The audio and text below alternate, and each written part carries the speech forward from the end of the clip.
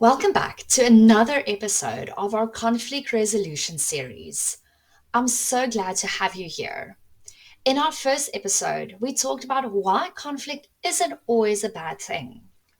Today, we're diving into something even more practical, a step by step approach to resolving conflicts. Whether it's with a colleague, friend, or a family member, these 5 steps can transform even the most difficult situations. So if you ever felt stuck in a disagreement, unable to move forward, stay tuned. This episode is for you. Let's jump right into it with step 1, identify the source. Before you can resolve a conflict, you need to know exactly what's causing it. Often, conflict arises because of misunderstandings, miscommunications, or unmet expectations. Take a moment to ask yourself, what's really going on here? Is it a difference in values, opinions, or maybe something deeper like an unspoken frustration? Getting to the root of the problem is crucial because if you don't understand what's causing the conflict, any solution you come up with will be superficial at best. Think of this step as your foundation. Everything else builds on this understanding. Once you've identified the source, the next step is to listen actively. This might sound simple, but trust me, it's one of the hardest things and the most important steps. Often in conflict, we're so focused on getting our point across that we forget to really listen to the other person. Active listening means fully concentrating on what the other person is saying without interrupting or thinking about how you're going to respond. It's about hearing them completely, asking clarifying questions, and acknowledging their feelings. Here's a powerful thought. When people feel heard, they're more likely to listen in return.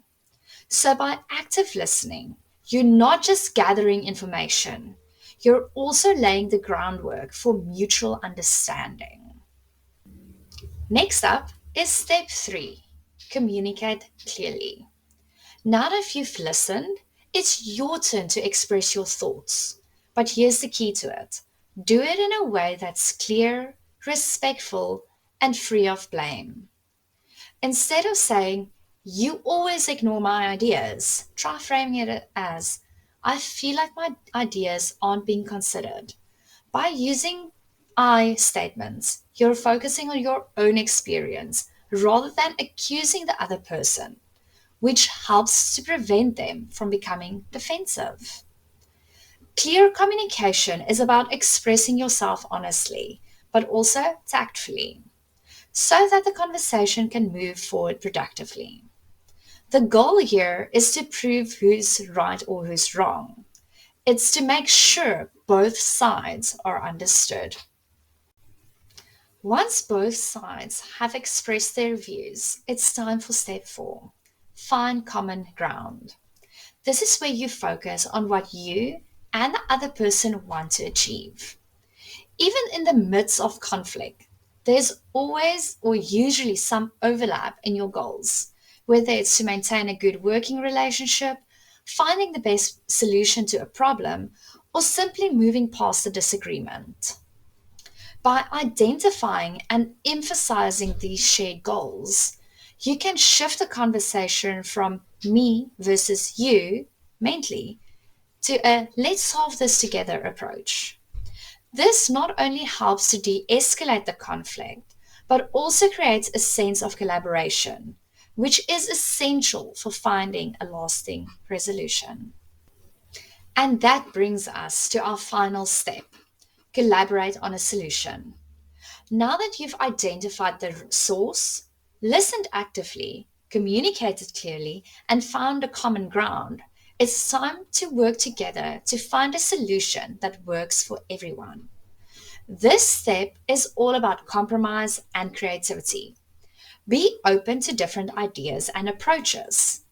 Maybe the solution isn't exactly what you've envisioned, but it addresses the concern of both parties. It's a win. The best outcomes often comes from collaboration, when both sides feel heard, respected, and satisfied with the result. Let's pause for a moment and think about a time when you felt like you couldn't get through to someone. No matter what you said, the tension just kept building. It's frustrating, right? But imagine if you had these 5 steps in your toolkit. How might things have turned out differently? For instance, let me share a scenario with you. A manager and an employee were clashing over a project deadline. The manager felt the employee wasn't working fast enough, while the employee felt overwhelmed and unsupported. Instead of continuing the back and forth, they used these 5 steps. The manager identified the source of the conflict: unrealistic expectations. The employee felt heard through active listening, and they both communicated their concerns clearly. They found common ground in wanting the project to succeed, and they collaborated on a new timeline that was achievable and mutually beneficial. The conflict didn't just get resolved, it strengthened their working relationship. That's the power of these 5 steps. Conflict resolution is a skill, and with the right approach, you can turn disputes into opportunities for a stronger relationship. Thank you for joining me in this episode of our conflict resolution series. I hope these 5 steps gives you the tools you need to navigate conflict with confidence and grace. Remember, it's not about avoiding conflict. It's about handling it in a way that leads to growth and understanding. If you found this episode helpful, don't forget to subscribe, share it with your friends, and leave a review. In our next episode, we'll be tackling the emotional barriers that can make conflict resolution tricky and how to overcome them. Until then, keep practicing these steps and watch how your conflicts starts turning into opportunities. Thank you.